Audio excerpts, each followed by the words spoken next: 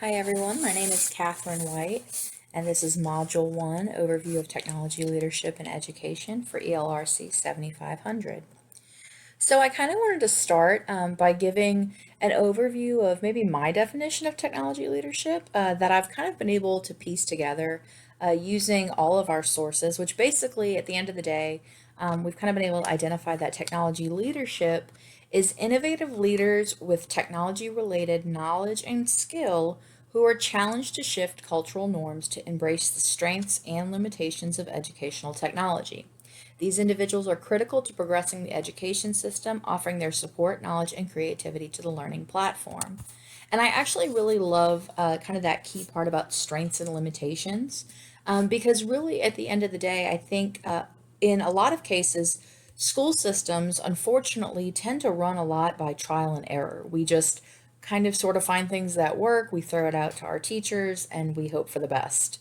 And then, as teachers, we don't always receive kind of proper training, or we get a very brief training on a professional development day when we're exhausted and we've been sitting in trainings all day. So I kind of think one, the way that our training in technology is being executed is being very poorly done. But more importantly, kind of that follow-up training.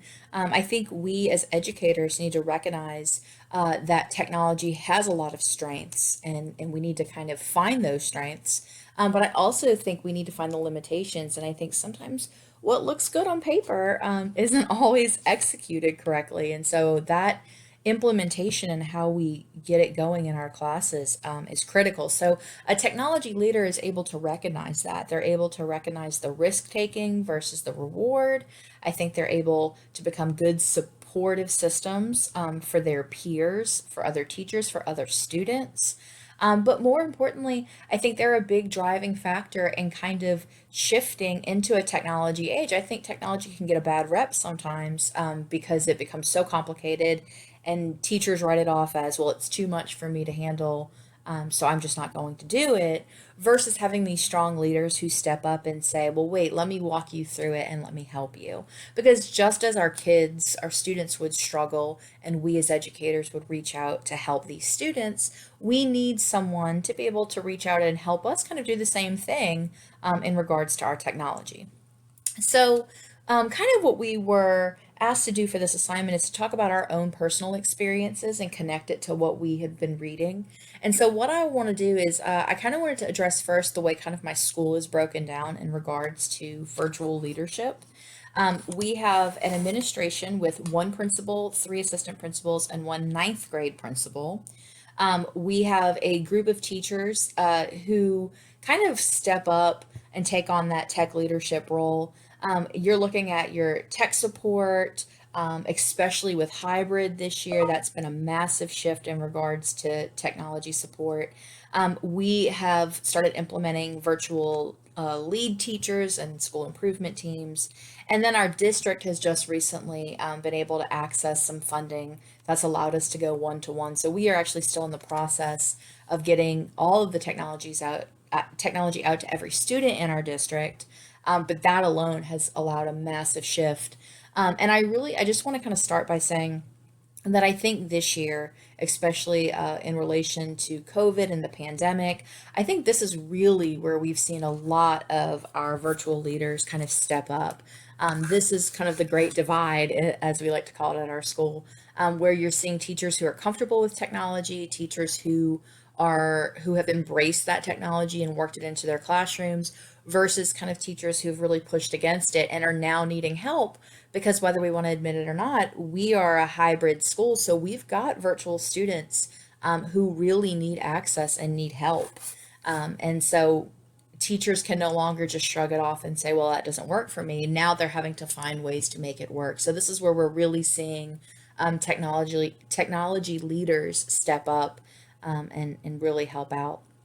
So, I wanted to kind of highlight first some of the tech responsibilities that were discussed in a lot of the different articles. They talked about how, when it comes to tech leadership, these are people who are innovative. They're people who have to come up with new policies and procedures.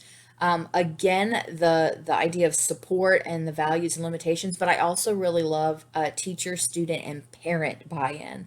That has been a huge hurdle that we've been trying to get on board with, is that we have parents, and I teach kind of in a lower socioeconomic setting. So my school is about 50-50, and technology has done a lot to, I guess, enhance our school and our students' experiences. But when they leave our classroom and they're at home, that's where we're still seeing a lot of gaps, especially when we look at the socioeconomic portion of it. So I think as educational and technology leaders, it's a big part of our job to kind of get our parents on board. I think our parents become very intimidated because they don't understand it. And so they are misinterpreting that as it's not effective, which we know in many cases can be completely opposite, and it can actually be very, very effective if done the right way.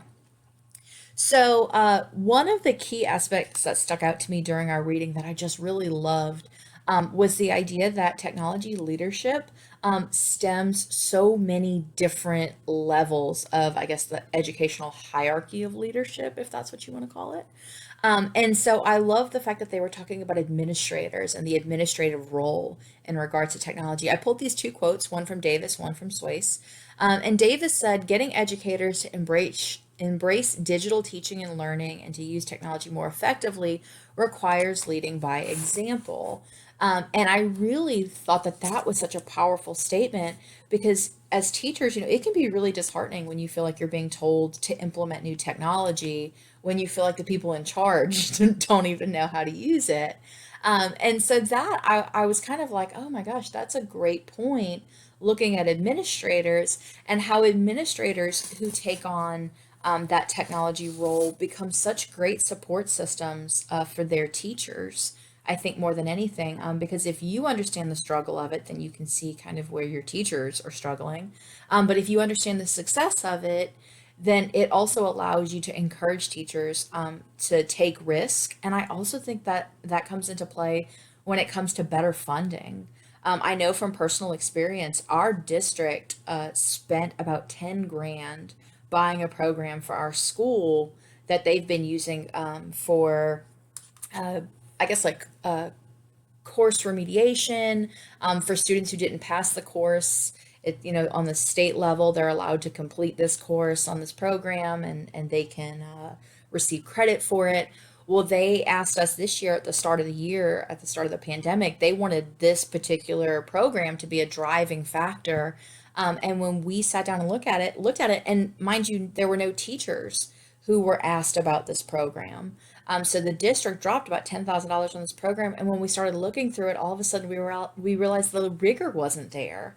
That it was being taught on a much lower, much more simple level, which is great for remediation purposes, but isn't always productive for what we're trying to accomplish in our classrooms.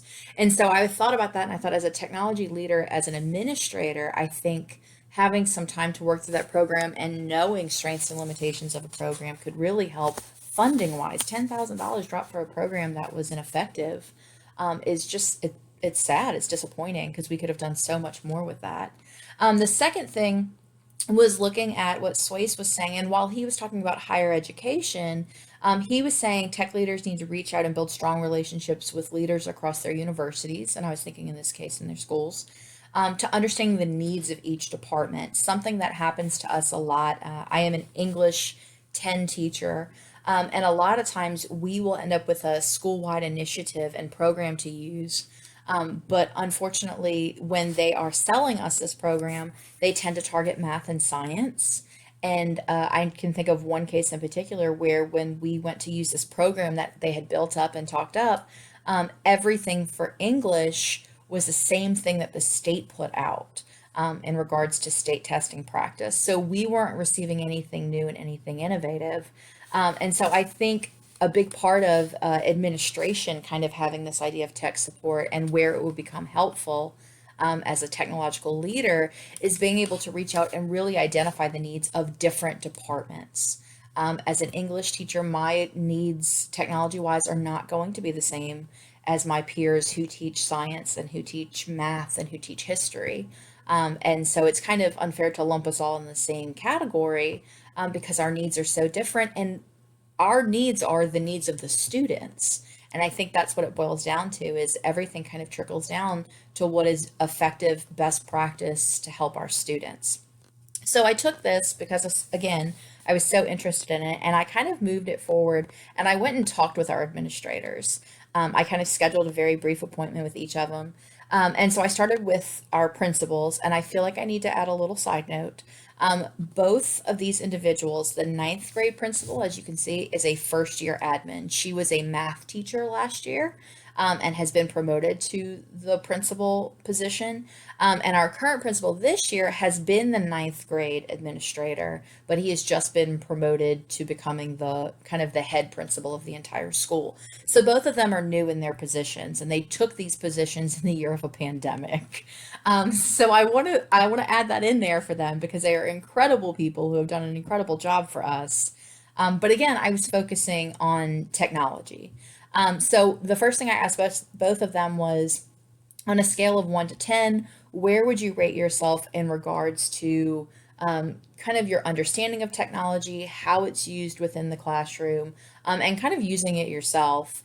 And our principal scored himself on a 2, on a level 2, and I said 10 being the highest.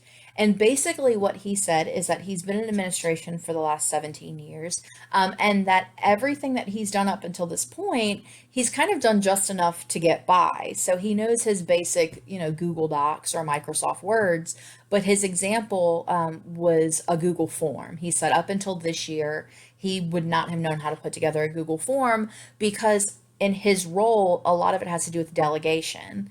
So he can very easily pick up the phone and ask our secretary to throw together a Google form for him while he's addressing other issues within the school. But he said that this year, what he's noticed is that because our support staffs, our secretaries and our everyone, is kind of so bogged down with trying to balance virtual and our hybrid and our in-class students and kids being quarantined and everything else, it's very hard to delegate these tasks, because in many cases our secretaries are just kind of bogged down, and they're unable to do it. And so he said that that's been a big shift for him, is for the last 17 years he's been able to do minimum in regards to just using technology effectively, because he's been able to delegate it to other people. Now, though, he's kind of starting to see that shift. And so, what he was telling me is now, moving forward, a lot of his professional development is a little bit more tech heavy. And so, like you said, a lot of that is COVID related. He loves the idea of technology. He's in full support of teachers who implement it. But at the end of the day, I think because he is not a driving force in technology himself, he is not somebody who is pushing his entire staff towards it. So I think he allows it to be more teacher choice. The ninth grade principal was a little bit different, because she scored herself more as a 6. She's a little bit younger, around my age.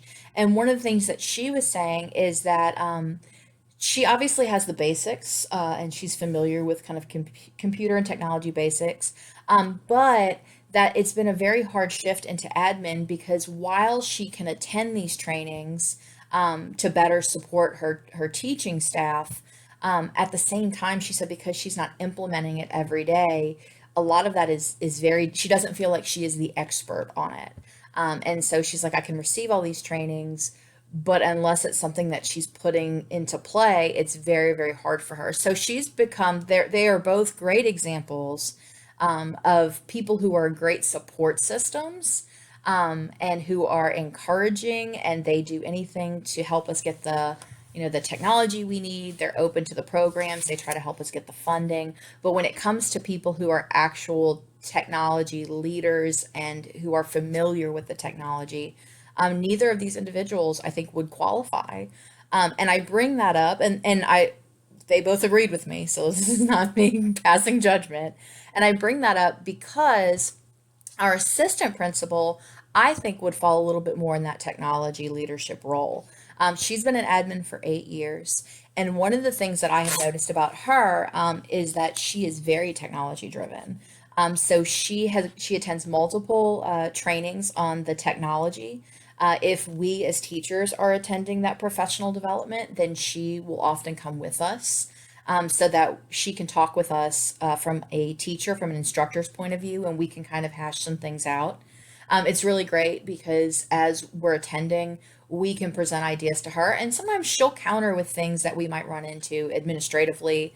Sometimes it's funding, sometimes it's how can we make this school wide versus something for just one or a few teachers, classes. She heads up our virtual committee, which is new this year, which is basically a group of teachers who are there to support their fellow teachers who are struggling with the shift to virtual learning, and they're also there to help students. So there is an email, and if a kid is having trouble, rather than emailing me as a teacher and saying I can't get this to work, they can email those virtual teachers who have gone through a multitude of trainings. So she kind of heads that committee. She's also in charge of our grade book, which is completely and utterly virtual. Everything goes into the computer system, and she's in charge of our data collection through our data program.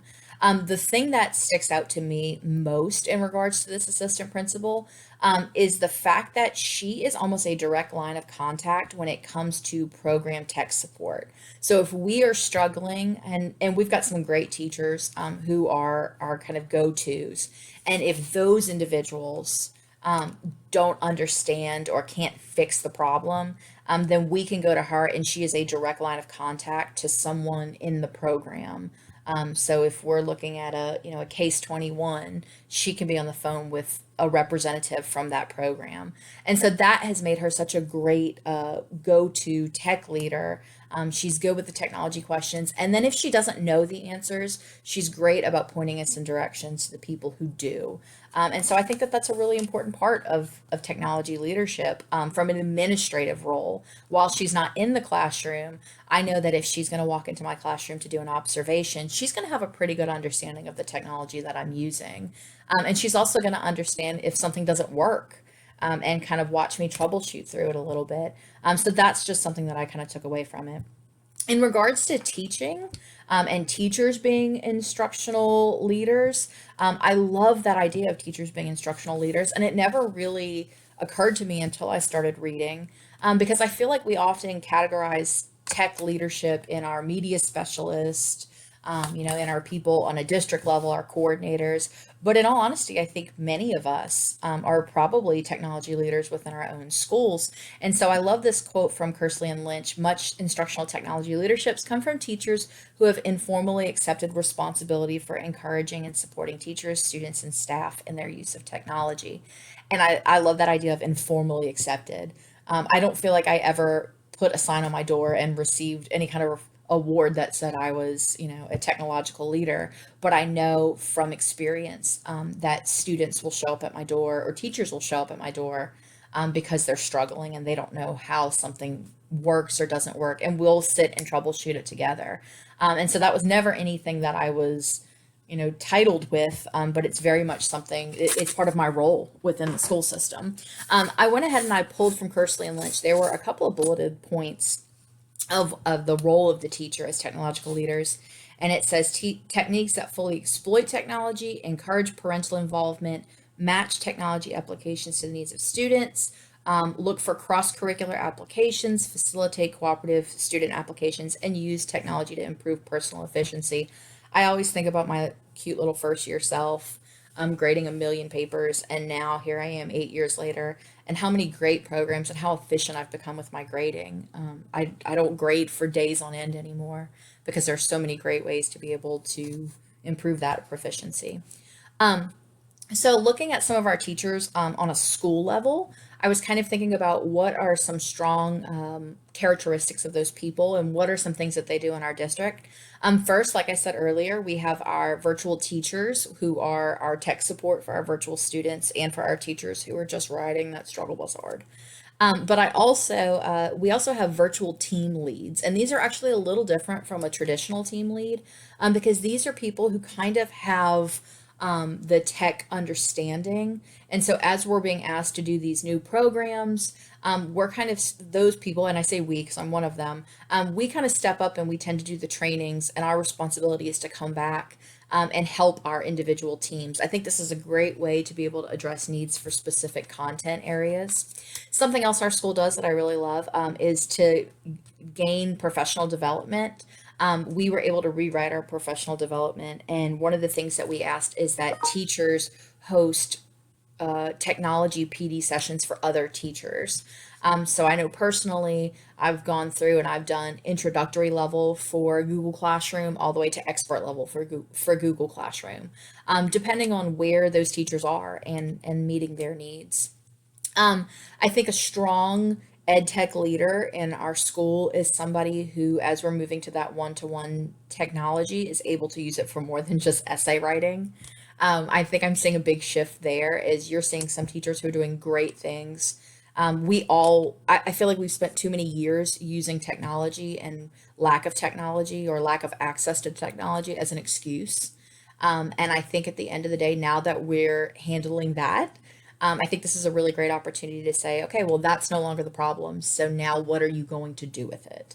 Now your students have the technology at school and at home. If they don't have internet, now they have a hotspot. So we're taking care of, we're filling in a lot of these holes that I think have been used as an excuse for a long time. And now we're saying, okay, great. So these problems have been taken care of. And so it's looking at those teachers who are really taking advantage of this situation and coming up with really creative lessons that use the technology to enhance their lessons. Um, we are in the process of creating a student tech support club, and that was actually inspired a little bit by one of the articles that we read where they were talking about the assistant superintendent who had students who became tech support. And I think that's great. I teach in a high school, and I've got high school students who know a whole lot about technology and are teaching me every day. And so I love this idea of allowing them to kind of explore those talents as well as we're moving forward. So content specific to ELA, like I said, I am an English language arts teacher. I kind of started to think about what are these individuals, and I can maybe think of about three of them off the top of my head who are really great, strong technology leaders in our English department. So as state testing courses, we work a lot with data collecting. And so our case 21, as you see, and I listed these here in case there are any English teachers who would be interested in looking into some of these programs. But case 21 is a program that we use that kind of imitates the state test. And so we've got a set of teachers who are really, really well trained in this particular program and who can help us kind of work through the data collection. There also are people that when it's time to take the test, when everything is going wrong, they can kind of help troubleshoot a little bit for students and teachers. I also know that Common Lit and EduElastic is a different program. These are also two other data collecting programs that are a little more informal. What I have found, and you can see at the bottom where I put MemBean under risk versus reward, is some of our technology leaders, these are the people who will find a program and just try it. Like they're not afraid to roll it out with their students. These are people who are fairly honest with students. I know I'm one of them. I have no problem looking at a group of kids and telling them, let's try it and see what happens. And if it flops, it flops. And so I think that that's a big piece is some of these teachers are able to pull in these programs and encourage other teachers to use the same. One of the undertakings that we're kind of going through right now is we've been talking about bibliotherapy, which is basically allowing students to read for pleasure, and it's backed in a lot of research that works as almost like a therapy. So we've got kids who are in the middle of a pandemic, and a lot of them have had a lot of different experiences. So the idea behind this bibliotherapy is to allow them to just escape for a little bit. And so one of the things that we've been discussing, and that kind of some of these strong tech leaders have been talking about is shifting to also allowing a virtual aspect of bibliotherapy. So we're trying to find access to audiobooks, to digital copies, anything that's going to allow our students the opportunity to read even outside of the classroom, especially our students who are hybrid virtual students at home. We want them to be able to access a huge array of books as well. We have some of our tech leaders who are also part of our no paper movement. I know I'm definitely one of the people who tried to initiate that at the start of the year, recognizing that we had the technology, every student has a computer. I was noticing that when I was printing off paper, the students in my classroom were working at a faster pace than my students at home who were hybrid working or who were virtual, who were trying to work under the CAMI program. And so I was teaching and I felt like I was blowing through material and my poor digital kids, my virtual kids were being left behind. So I did a full shift this year. And I have a complete no paper movement. Everything I give is done virtually on the computers because I want to be able to better pace my students. Some of the people in my team weren't a huge fan of that. They love their paper copies, and I respect that. But I continue to encourage them because it's been very successful in my classroom, being able to have everything online. And I also think in the case of the pandemic, it's been a lot healthier. I'm not dealing with papers that are being touched and passed around by multiple kids. And so that's just been something very, very small. But again, I think it's you're looking at a tech leader who is somebody encouraging using technology efficiently, who is using it themselves and is now reaching out and showing other people the benefit of it. And I'm going to continue to just chip away at some of those teachers because I really feel like this is a really great effective change that we've done. You've got tech leaders who are strong in learning management systems. We're looking at our Google Classrooms. But one of the things that I do also really love that we've done in ELA is we have shifted. Another teacher and I are part of a creative writing club, and we have actually done a virtual shift. So in years past, the creative writing club, we compile stories and poetry and art from the kids, and we publish it and we post it into a physical copy. But we wanted students to be able to kind of show their work in a little bit more of a real time. We didn't want them to have to wait until the end of the year when we published it in a book and we made two copies of the book. So instead, we've been able to kind of shift that to an online platform, and we'll post things around the school where people can scan the QR codes and access the new content from the Creative Writing Club. So that's been really, really great. And finally, when I think about ELA in particular, I think we're looking at risk versus reward. So I think our tech leaders are the people who are willing to try out those programs, take a little bit of a risk, acknowledge when they don't work. And when they do work, they're encouraging other teachers to try the programs out. But most importantly, these teachers in ELA, they are a great, great support system. And it doesn't matter if you are an English teacher or math, science, history, or an elective, it doesn't matter because these particular individuals are the ones who are open and welcome to help their peers because we want other people to succeed with the technology. We want it to be new, we want it to be cutting edge, but more importantly, like we want to do what's best for our kids. And so if we can enhance anybody's lesson by such a small shift, then let's do it. I found this quote and it kind of tickled me when I read it. This is kind of my final slide. But basically, Stuart Brand says, once a new technology rolls over, if you're not a part of the steamroller, you're part of the road. And it just tickled me because I thought, really, at the end of the day, technology changes quickly. And I think strong tech leaders know that they need to get on board. Strong tech leaders, they don't take it as an intimidating factor. They take it as a challenge. And I think that they rise to the occasion and they help their peers. They help other people do the same.